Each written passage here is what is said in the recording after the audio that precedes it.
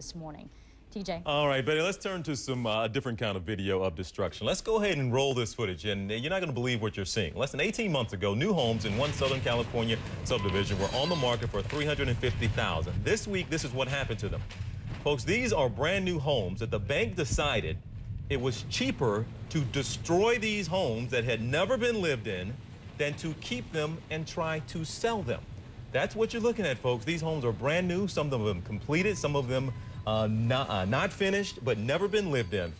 For the first time in months, we are hearing, however, that maybe we won't have to see stuff like this again. Possibly there's an end in sight to this whole housing meltdown. Our mortgage consultant, Clyde Anderson, author of the book, What Had Happened Was. It's not even in the script there. We just like to say the title of your book.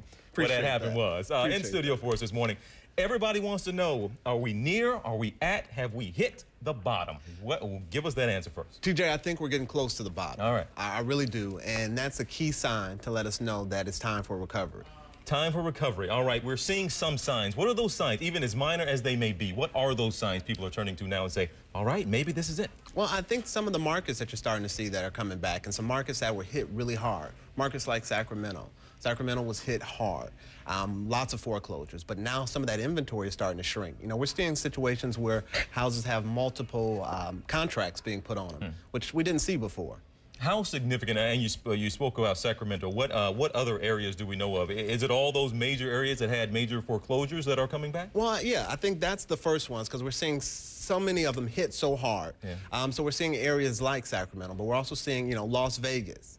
Got hit pretty hard. Las Vegas is starting to have increases. I think that a 35% increase. So you've got Sacramento. Then you also got some cities in Texas that are starting to come back, as well as Jacksonville, Florida. You know, Florida was hit pretty hard. South Florida, it's not there yet because they have, you know, so much appreciation that it's just not there yet, but it's coming. Is this the absolute way for a comeback? A lot of folks think that the housing market, this whole economic downturn started with the housing mess. So the only way we're going to come back is if the housing pulls us out of it. Yeah, I think definitely the housing has to come back.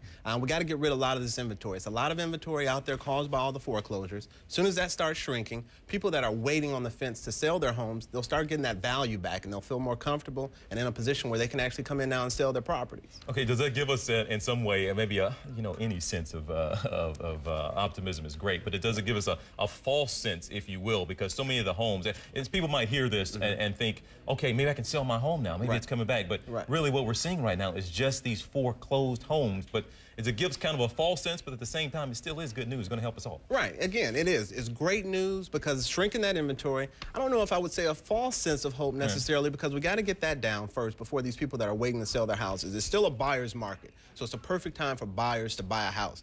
And a lot of people say, I'm waiting to buy a house till it bottoms out. This may be the bottom, so I would say don't wait. If you like it, buy it. Last thing here, and quickly, one downside to this, if you will, once we see these houses and some of these foreclosures and some of these books starting to get cleared, we're going to see those interest rates go back up. Yeah, we're probably going to see the rates come back up. You know, I mean, we've had so many incentives like that $8,000 tax credit. That's helping a lot right now. Low interest rates, that's helping a lot right now. So we're seeing those things. Once the market starts to stabilize a little bit, you know, the odds are that we're going to see rates start to come back up a little bit. All right, our housing expert, author of the book, What Had Happened Was, Clyde Anderson. Always good to have you. Pleasure. My pleasure. We'll see you again soon. Betty.